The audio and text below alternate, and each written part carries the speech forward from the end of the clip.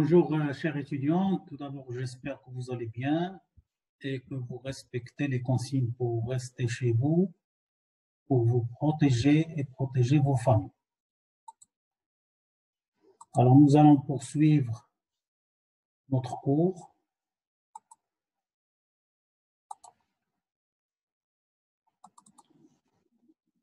Avec la substitution nucléophile de la pyridine via la formation de la pyridine. Alors, la pyridine, ici une triple liaison, la formation de celle-ci se fait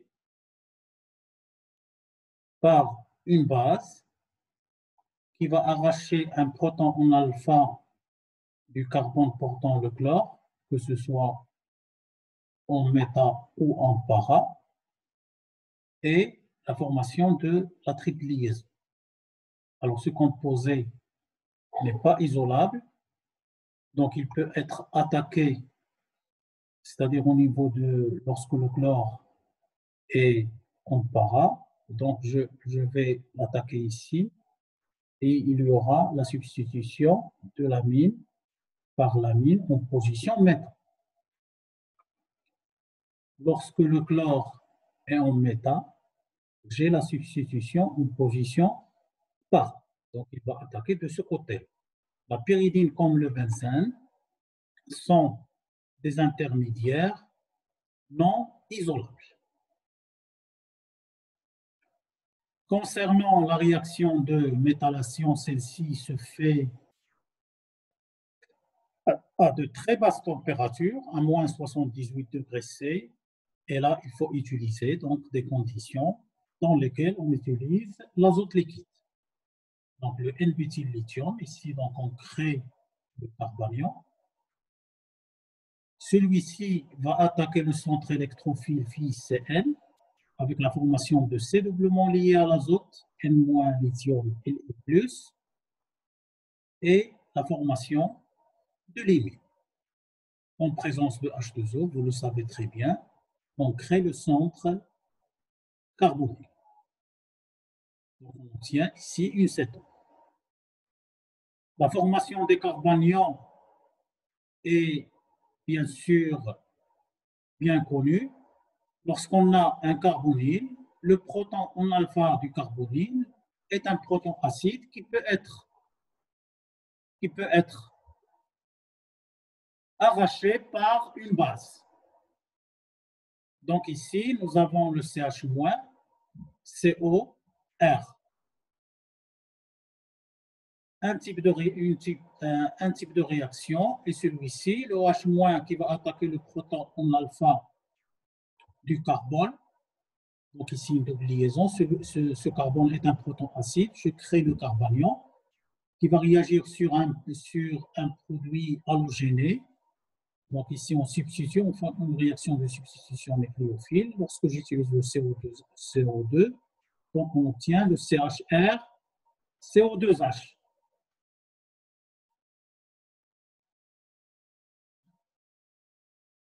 Une autre réaction, ici le carbanion va réagir sur le carbonyle, formation de l'alcool, avec élimination de H2O, on obtient une double liaison, ici. En position gamma, le CH3 base, je crée le carbanion CH2-, qui va attaquer le centre électrophile, formation de l'alcool. Et là, je peux refaire donc la même chose pour obtenir un trio. Ici, une réaction très importante qui permet d'avoir les carbanions en ortho en utilisant un catalyseur, le ZnCl. Donc, une formation de liaison entre l'azote et le zinc. Et là, le proton, ici, va intervenir pour former une double liaison ici avec l'azote portant une charge négative. Celui-ci va intervenir pour compléter donc l'aromaticité du cycle et la création du carbone. Concernant l'oxydation de la chaîne latérale, parce que j'ai CH2R, donc je peux obtenir le CO2H, mais avec l'oxyde de sélénium, SeO2, la réaction s'arrête au stade de l'aldéhyde. Avec CH2-, j'obtiens donc une cétone. Une molécule à grand intérêt en cardiologie, l'amylrinol, dérivée de la pyridine. Concernant la synthèse des dérivés benzopyridine, la quinoléine et l'isoquinoléine, ces composés sont très importants. On les trouve dans les plantes médicinales, comme ils constituent des noyaux dans beaucoup de composés pharmaceutiques. Pour la synthèse de la quinoléine, plusieurs synthèses existent. Parmi ceux, on cite la synthèse de Combs, c'est la condensation d'une amine aromatique avec un composé bêta-17. Alors ici, c'est une réaction qui est très simple. Alors, l'amine va attaquer le premier centre électrophile, formation de l'imine, donc migration de la double liaison avec l'azote qui prend donc le proton H. Je vais utiliser le deuxième carbonyle avec une protonation ici qui va permettre de favoriser ce mécanisme concerté. Doublet de l'azote qui forme la double liaison et je forme l'hétérocycle et régénération de l'alcool.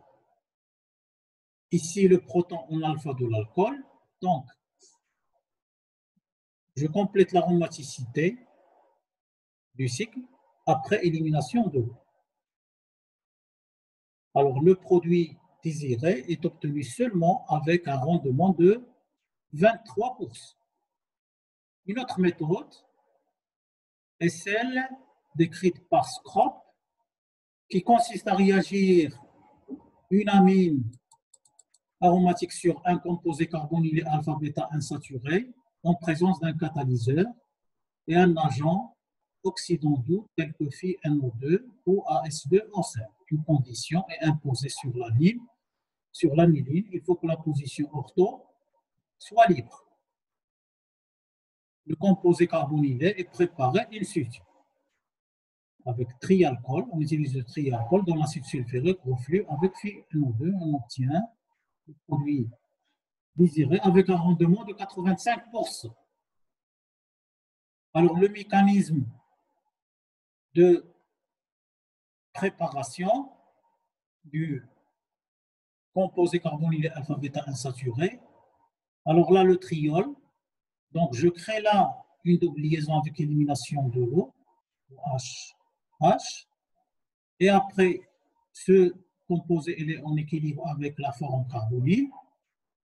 Et là aussi, donc, j'élimine une molécule d'eau pour créer une double liaison et pour avoir le produit désiré, donc instable et volatile. Donc, ce qui nécessite des conditions bien particulières pour faire cette réaction. Alors, le NH2 va attaquer sur le composé synthétisé ici, qui est formé in situ.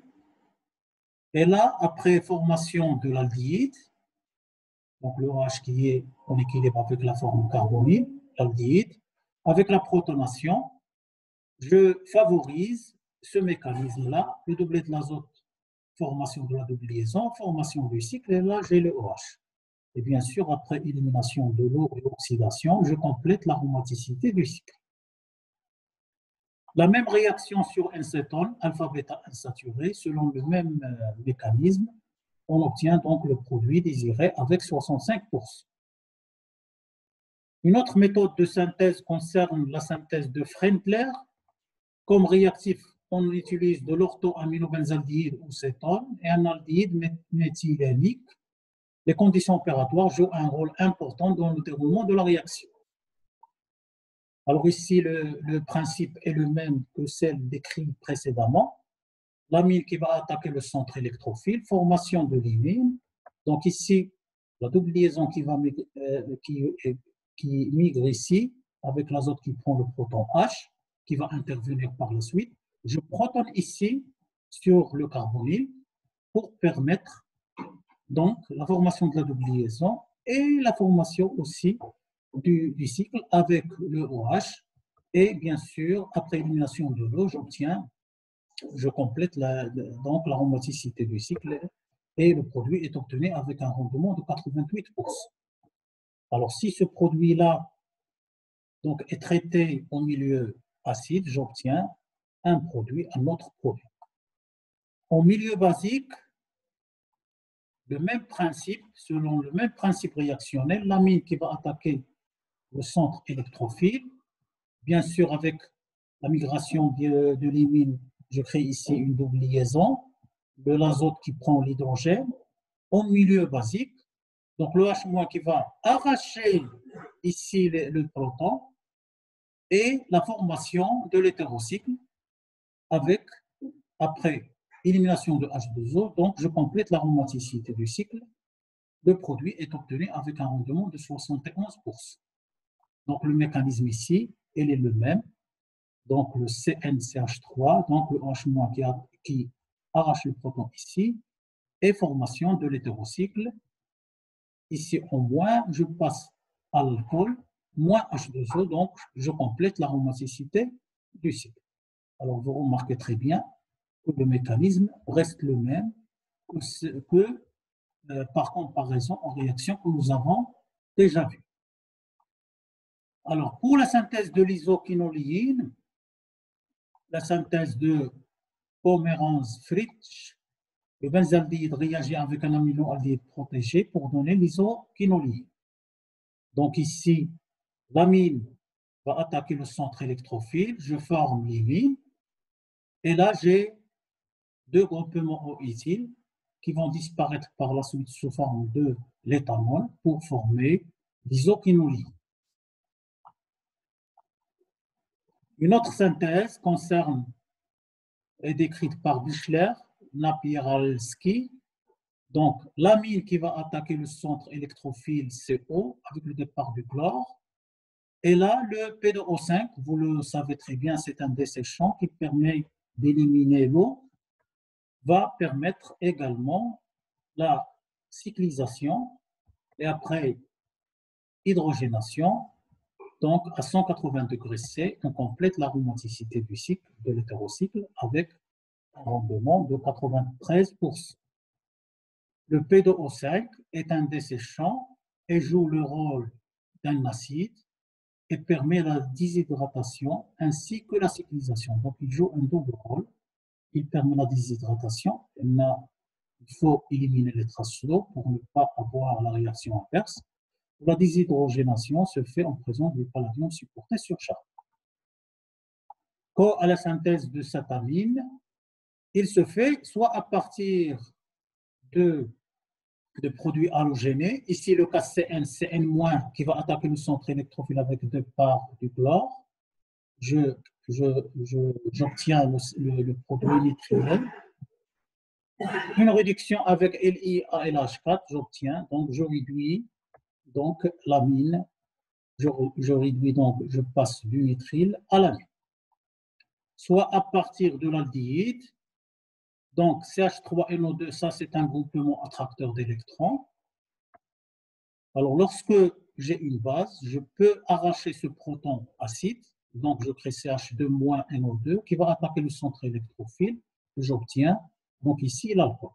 Après élimination d'eau, j'ai ici, je crée une double liaison qui après hydrogénation, réduction, je réduis la double liaison et le groupement NO2 pour passer à l'amine. Alors la synthèse, la dernière synthèse concerne la synthèse décrite par Spengler-Pictet. Donc l'amine qui va réagir sur l'aldéhyde et je forme une imine en présence d'une solution aqueuse d'acide chlorhydrique 20% et à 100 degrés. Avec cette imine, donc j'ai un mécanisme concerté qui va permettre donc la formation, c'est-à-dire de l'hétérocycle, Et après, le tétrahydroisoquinoline, bien sûr, elle est oxydée en isoquinoline. Et on va avoir donc, on va compléter l'aromaticité, c'est-à-dire de l'hétérocycle. Alors, une remarque très importante pour finir cette séance, beaucoup d'alcaloïdes contiennent le cycle isoquinoléique. Cependant, et quand au cycle quinoléique, nombreux sont les médicaments contenant ce cycle. Alors, la chloroquine, c'est une molécule qui est utilisée comme antipaludique. Vous le savez très bien, il est également utilisé aujourd'hui pour le traitement du coronavirus. Il y a également l'hydroxychloroquine. Un autre composé contenant le cycle isoquinoléique, la norfloxacine, est un antibactérien. Et la dernière molécule, lévofloxacine, est également un antibactérien. Alors comme ça, donc, nous avons terminé la première partie concernant l'introduction à la chimie hétérocyclique et la séance prochaine sera réservée à l'introduction aux substances naturelles. Je vous remercie pour votre attention.